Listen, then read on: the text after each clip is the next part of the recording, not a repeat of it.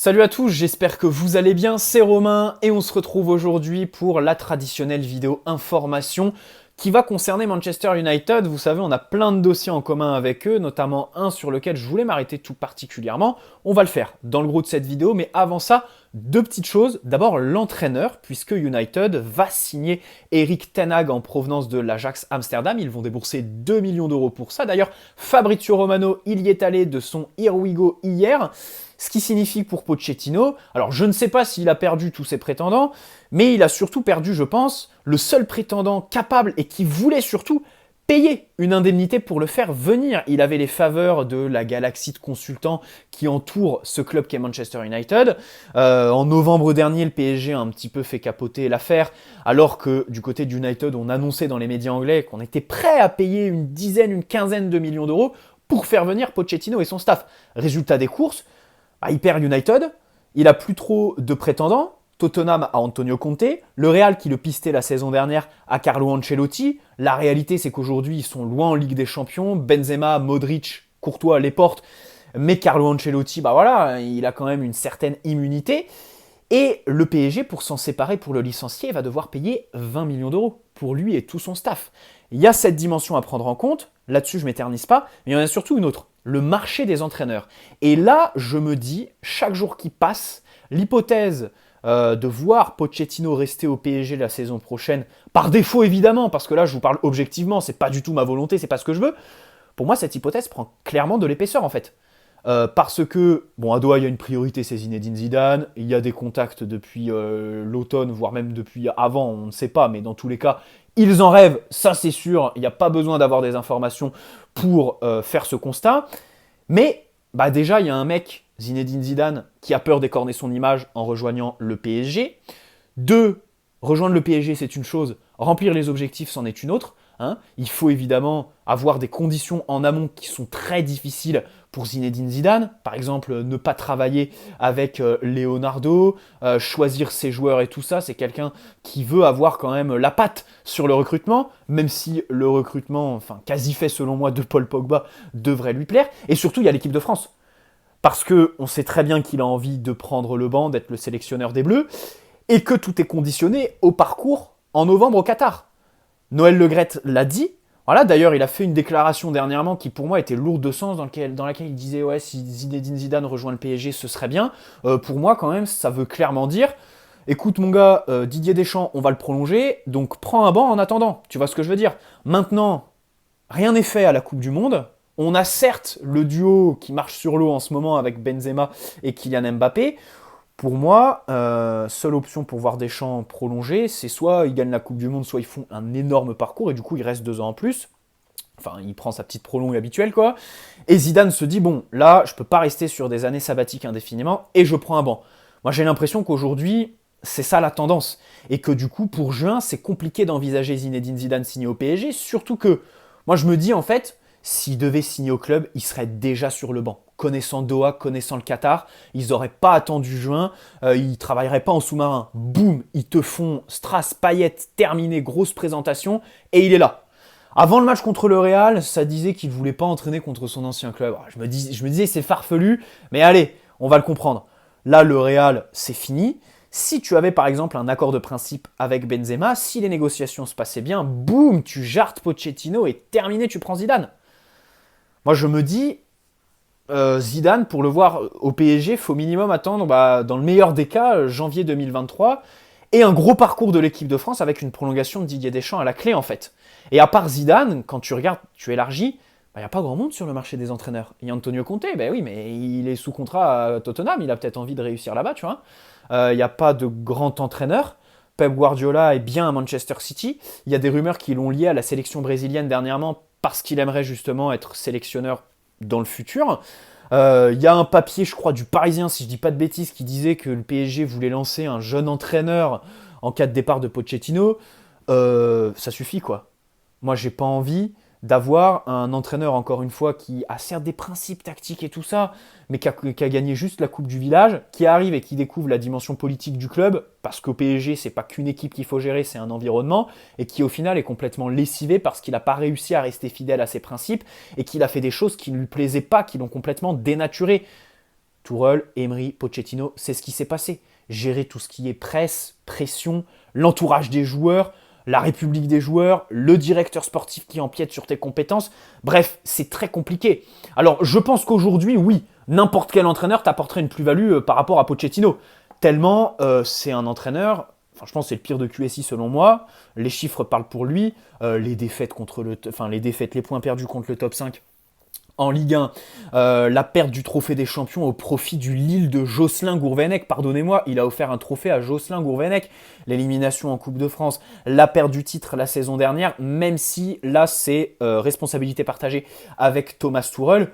Et puis l'échec à Madrid évidemment. L'échec à Madrid, même si c'est plus les joueurs. Sur le coup, évidemment, je dédouanais Pochettino, je le dédouane toujours. Pour moi, c'est pas le principal fautif, évidemment. Et il y a des dimensions individuelles, il y a une dimension collective. C'est pas possible. Il y a 11 joueurs et c'est pas du ressort de l'entraîneur, ça. De voir ces 11 joueurs comme s'ils étaient éliminés alors qu'ils viennent d'égaliser, tu vois ce que je veux dire? Quand Benzema met le 1-1, t'as l'impression que les mecs, ils ont perdu. Ils sont déjà éliminés, en fait. Ça, pardonnez-moi, mais l'entraîneur, il a beau avoir à tenir ses troupes, ça reste quand même des hommes, des pères de famille, qui doivent avoir de l'orgueil, voilà, et ne pas être complètement dépassés à ce moment-là, même si je trouve qu'en fait, alors, ils flanchent psychologiquement, les mecs, mais aussi physiquement. Et c'est vrai qu'au Santiago Bernabéu, on peut peut-être mettre en cause la préparation physique, la fameuse, de Pochettino, qui n'a pas du tout payé, bien évidemment. Après, tu peux lui imputer la sortie de Paredes, qui selon moi est un vrai tournant. Mais à un moment donné, le mec, il était sous la menace d'une suspension. Voilà, c'était assez électrique. Bon, il voulait pas prendre de risques. Ce qui peut, d'un autre côté, se comprendre. Mais dans sa globalité, évidemment que je ne veux pas qu'il reste. Et je me dis, 20 millions d'euros, et surtout si tu as personne derrière, bah tu le gardes, tu fais une année de transition. Bon voilà, c'est vrai que c'est quelqu'un qui pose pas de problème au directeur sportif, à Nasser et tout ça. Dans la presse, il est lisse complètement. Il va pas causer de problème à sa direction. Je pense que ça doit plaire bien évidemment. Même si à nous, ça nous plaît pas. Parce que bah c'est sans vie, quoi. C'est amorphe en fait. C'est soporifique, un petit peu comme le Classico de dimanche. Mais voilà, je me dis d'un autre côté, en fait, s'il n'y a pas le vrai entraîneur qui va justement remplir tous les critères qu'il nous faut, bah garder Pochettino, pour moi, c'est pas dénué de sens en fait, parce que de l'autre côté, ça coûte aussi 20 millions d'euros. Bref, j'ai passé 7 minutes et demie là-dessus. Paul Pogba, il s'est mis ses supporters à dos ce week-end, si c'était pas déjà le cas. Et évidemment, bon, personnellement, je pense que sa signature est quasi actée. Leonardo fait tout pour. À ce qui paraît, il divise un petit peu en interne, mais à moins qu'on ait un changement de directeur sportif et qu'il abandonne complètement le dossier, comme Leonardo l'a fait par exemple avec De Ligt en arrivant. Bon, je me dis, Paul Pogba sera sûrement parisien l'été prochain. C'est une intuition, hein. Il n'y a pas d'infos, il n'y a pas d'analyse derrière. Mais pour moi, il le sera. J'ai déjà parlé de lui dans plein de vidéos. J'aimerais juste, en les re-regardant, j'ai oublié la dimension leadership. Quand tu vois, quand il prend la parole dans le vestiaire, à la Coupe du Monde par exemple, c'est ce qui parle le plus aux gens aujourd'hui. Tu te dis aujourd'hui dans l'effectif qui fait ça, quoi. Marquinhos, j'en suis pas certain. Mbappé, pareil. Aujourd'hui, j'ai l'impression qu'il y a tout simplement personne qui a la capacité de parler comme Paul Pogba parle. Voilà, c'est juste ce que je voulais dire. Après, tout ce qui est méforme, paillettes, vie parisienne, âge aussi évidemment, gros contrat parce que ce sera le dernier de sa carrière, Mino Raiola, agent, bref, vous savez que là, ça va s'en mettre plein les poches. Je voulais juste parler du leadership comme ça, et pas trop m'éterniser parce que c'est pas le sujet de la vidéo. C'est Rashford. On va parler de Marcus Rashford. Ça y est, selon Fabrice Hawkins. Bon, c'est une information qui est parue la semaine dernière, je suis désolé. Mais l'été dernier, le PSG avait un accord verbal avec lui. Il était d'accord pour venir au club en cas de départ de Kylian Mbappé. Au final, ça s'est pas fait. Aujourd'hui, il est toujours dans le viseur du club, toujours en cas de départ de Mbappé. Là-dessus, j'aimerais quand même dire... Bon, les médias français, ils sont redondants. Franchement, c'est chiant. Personnellement, je suis lassé. Ça m'énerve quand je vois Julien Ménard, quand je vois Tanzi sortir le réchauffé, quoi, comme d'habitude. Romano. Ouais, bon alors, il y a 3 options pour Mbappé. Soit il reste au PSG, soit il va au Real, soit il signe dans un autre club. Ah, merci. Franchement, l'eau ça mouille, le feu ça brûle. Ça commence sérieusement à me gonfler. Moi, il y a juste un truc aujourd'hui qui m'intrigue un petit peu. C'est le silence des médias espagnols. Et des médias madrilènes. Parce qu'ils parlent pas trop. Ils étaient très très sûrs d'eux à l'automne et même en janvier. même avant le match contre le Real. Et là, depuis la fameuse bombe de Riolo qui disait qu'il allait rester, depuis la déclaration aussi, hein, n'oublions pas qu'il a dit après Lorient hein, que voilà, c'était qu'il n'avait pas fait son choix tout simplement, hein, qu'il considérait un petit peu tout. C'est compliqué. Voilà, moi je me dis qu'aujourd'hui il y a une porte en fait. Hein. Il faut absolument s'y engouffrer. Je pense que le club le fait et qu'il ne faut pas jouer que des arguments financiers. Il va évidemment falloir faire un mercato rêvé pour Kylian Mbappé. Donc voilà, j'ai vraiment de l'espoir. Et j'ai l'impression que l'accord total avec le Real Madrid, c'est pas du tout d'actualité, quoi. Il y a encore des choses à voir avec eux. Et que là-bas, je pense qu'on doit avoir un petit peu les chocottes. Bref, Marcus Rashford. Bon, il a 24 ans, il est en fin de contrat en 2023. Il y avait eu une information, enfin elle est vieille, cette info, elle date de cet hiver je crois, qui disait qu'il avait une option pour 2024 qui était automatique en fait, qui pouvait être levée par Manchester United direct.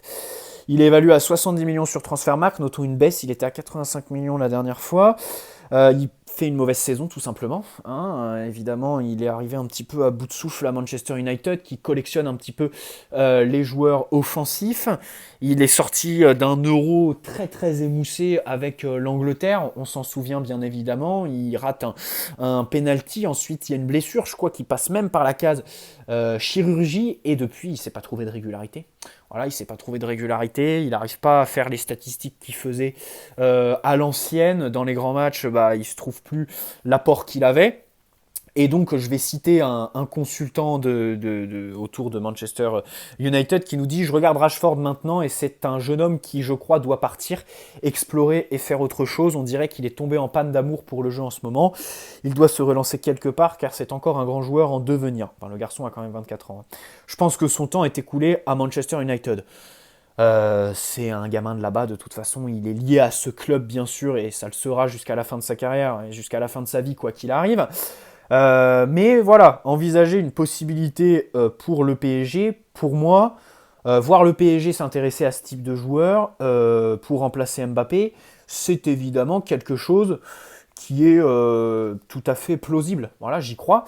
Maintenant, vous le savez tous, dans le cadre du remplacement d'Mbappé, d'abord, il y a plein de dimensions. Marketing, tactique, statistique, régularité et personnalité, parce que c'est aussi un garçon, hein, c'est un homme, quelqu'un qui dégage quelque chose d'absolument inédit dans le foot moderne, une carrière très très bien gérée, alors peut-être un peu trop lisse hein, pour certaines personnes, c'est vrai qu'il y a des gens qui préfèrent le clivage, qui préfèrent les joueurs clivants, style Zlatan, d'autres qui préfèrent les joueurs un petit peu montagnes russes, comme Neymar, qui vont au fond du trou, qui reviennent, qui font la polémique, et qui répondent sur le terrain, tu vois ce que je veux dire. Mbappé, c'est pas du tout ce genre de joueur. Donc, comme d'habitude, dans le cadre du remplacement d'Mbappé, on va calquer l'analyse sur toutes ces fameuses dimensions. Bon, déjà, Rashford, vous le connaissez, c'est sûrement pour ça qu'il fait le plus de bruit sur les réseaux sociaux. Évidemment, ça c'est évident. Sa mentalité, sa personnalité, son humilité, tout ce qu'il fait en dehors du terrain. Bravo à lui. Donc là, en termes de personnalité, c'est vrai que ce serait, je pense, un joueur très très bon, quasi le meilleur joueur pour remplacer Kylian Mbappé. Maintenant, il y a le terrain. Voilà. Il faut faire des statistiques, parce que le Kylian, il est impliqué dans 50 buts cette saison, donc c'est absolument incroyable. Et il est tout seul surtout, en fait. En Ligue 1, il est à 21 buts. Derrière lui, il y a Neymar qui est à 11. Et derrière encore, c'est Danilo Pereira qui est à 5. C'est absolument mais incroyable, tout simplement. Bon, Rashford, déjà, il est polyvalent, il peut jouer un petit peu partout sur le front de l'attaque, en tant qu'avant-centre, à droite, en tant qu'ailier gauche, lui-même l'a dit, c'est sa position préférée. Et surtout, quand je disais avant-centre, c'est en position de second attaquant. Face à quelqu'un qui est capable de lui ouvrir des espaces. Ici, on peut envisager un vrai numéro 9 au PSG, ou alors un Neymar, par exemple. On sait très bien, selon moi, la première solution à appliquer. En fait, j'aimerais juste m'arrêter sur Neymar-Messi. Je fais une différence entre les deux. Pour moi, avant de penser à un départ de Neymar, j'ai envie de le voir en tant que faux numéro 9, en tant que numéro 10. J'ai envie de voir Neymar utilisé comme il l'était en 2020 sous Thomas Tuchel, avant de juger délibéré concernant un départ. Avant de dire, ouais, il faut s'en séparer. Tu vois ce que je veux dire? J'ai envie de le voir à ce poste-là. Voilà. J'ai envie qu'on arrête le saccage de Pochettino, qui l'utilise n'importe comment et qui a sa part de responsabilité dans la méforme qu'a connue Neymar en 2021, même si bien sûr, on ne remet pas en cause, ça n'excuse pas le manque d'investissement du joueur Et les blessures aussi, même si c'est pas de sa faute, il s'est blessé pendant 2 mois et demi, bien sûr, hein. Bref, par contre, Lionel Messi, pour moi, voilà, s'il y a une belle offre, il faut s'en séparer aujourd'hui. Il faut s'en séparer. Maintenant, c'est certain qu'il n'y en aura pas, si ce n'est une destination exotique, que lui-même refusera à 4 mois de la Coupe du Monde, c'est évident. Bref, revenons à Marcus Rashford. Il est très rapide, hein, bien sûr. Donc là, avec Mbappé, ça se ressemble bien sûr. Il est très percutant sur son côté. C'est un bon dribbleur. C'est quelqu'un qui arrive à avoir une belle diversité de jeu, à partir en phase arrêtée, à recevoir le ballon aussi lancé. Évidemment, il prend la profondeur. Il est capable de maintenir une ligne défensive assez basse et surtout avoir des changements de rythme très intéressants. Et dans les petits espaces intéressants aussi pour se connecter avec ses partenaires, ça peut être quelque chose de viable avec Nuno Mendes par exemple. Hein, on sait qu'au PSG, c'est très important le côté gauche. Bon, il a une bonne finition. Il a marqué des buts, il a eu des statistiques. Il marque surtout dans les grands matchs, mais il y a aussi une autre dimension à prendre en compte, on y viendra plus tard. Par contre, attention, il est peut-être un petit peu trop prévisible, parce qu'il cherche trop son pied droit. Son pied gauche, il n'a pas envie de l'utiliser. On dirait un petit peu Di Maria avec son pied droit. Et la tête, bah, c'est pas trop ça, quoi. Donc il cherche vraiment que son pied droit. C'est plus facile, du coup, de défendre sur lui. Et pour lui, c'est plus difficile, aux abords de la surface, d'être un vrai danger, en fait. Surtout contre des défenses regroupées, parce que c'est un joueur d'espace. Disons qu'en fait, c'est le Mbappé d'il y a un petit peu 2 ans, hein, qui sait pas trop, qui a pas eu la réinvention. C'est vrai qu'Mbappé, il s'est pas renouvelé, parce que quand même le garçon a 23 ans, on va pas parler de se renouveler, mais qui s'est diversifié, tout simplement. Aujourd'hui, Mbappé, les défenses de Ligue 1, qu'elles soient basses ou hautes, il n'en a rien à foutre. Il fait ses statistiques et il a son apport par différentes voies. Rashford, les voies qu'Mbappé a développées sur ces 2 dernières années, lui, il ne les a pas encore. C'est ça qui le différencie et qui fait qu'il est évidemment un cran en dessous. Mais aujourd'hui, il y a une réalité à accepter. Tu veux remplacer Mbappé, tu trouveras personne de son niveau, en fait. Voilà. Donc, il faut recruter plusieurs joueurs, une petite addition de joueurs qui vont peut-être, au meilleur des cas, faire égal en fait avec l'apport qu'a Mbappé aujourd'hui. Donc il est peut-être un petit peu trop prévisible. Du coup sur le côté gauche, vous l'avez compris, il cherche toujours son pied droit pour revenir vers l'intérieur. Ça peut être cool, il est surtout rapide et percutant, mais parfois voilà, ça peut être compliqué. Il est bon dans les grands matchs, comme je disais, c'est pas un hasard. Parce que les équipes lui laissent des espaces, il est capable de prendre la profondeur de demander. Là-dessus, il y a de bonnes possibilités de se connecter avec Messi. Mais contre les blocs regroupés, c'est pas ça. Il disparaît. Il n'arrive pas. Et en Ligue 1, c'est 80% de tes matchs, les blocs bas. Donc moi, personnellement, je me pose quand même des questions, surtout qu'il est sur une mauvaise dynamique, assez irrégulier. Personnellement, je suis assez évasif. Enfin, j'ai vraiment... Pour moi, c'est pas la priorité, quoi. C'est pas la priorité. C'est un joueur que j'apprécie à Manchester United, hein. Après, c'est notre bourreau, ça c'est sûr, qui nous a planté pas un but, mais plusieurs en Ligue des Champions. Mais voilà, je me dis que dans les grands matchs, c'est possible. En termes statistiques, pense qu'il va être très loin de Kylian Mbappé, en fait, dans la mesure où la Ligue 1 ne lui conviendrait pas, nécessiterait déjà, il y aurait la nécessité de s'adapter au PSG, s'adapter à la Ligue 1, se sortir de la spirale négative dans laquelle il est, et s'adapter au bloc bas, en fait. Là, ça fait quand même un petit peu beaucoup. Surtout qu'en plus, en parallèle, tu risques d'avoir un gros salaire et une grosse indemnité de transfert, plus tout le storytelling autour du remplacement de Kylian Mbappé. Je vous rappelle que la dernière fois qu'on a remplacé une légende du club, c'était Cavani, par Mauro Icardi. On a vu ce que ça a donné, évidemment. Aujourd'hui, c'est ce qui fait qu'Icardi est, selon moi, le pire transfert de l'ère QSI. Vous pouvez me répondre Ben Arfa, Ressé et tout le bordel, mais lui déjà coûte 2 à 3 fois plus cher qu'eux, en termes de salaire et d'indemnité de transfert. Et surtout, lui, il a une responsabilité, il y a eu du storytelling autour, et 6 bons premiers mois, qui ne font qu'accentuer évidemment les critiques aujourd'hui, les regrets. Voilà. Bon, 19 minutes de vidéo, je pensais pas qu'elle allait être aussi longue, j'ai encore des trucs à dire, mais on le fera dans une autre vidéo, je suis désolé, à chaque fois je suis pris par le temps. Bonne soirée à tous, n'hésitez pas à poser un like si cette vidéo vous a plu, vous abonner si ce n'est pas déjà fait, et bienvenue à ceux qui le feront.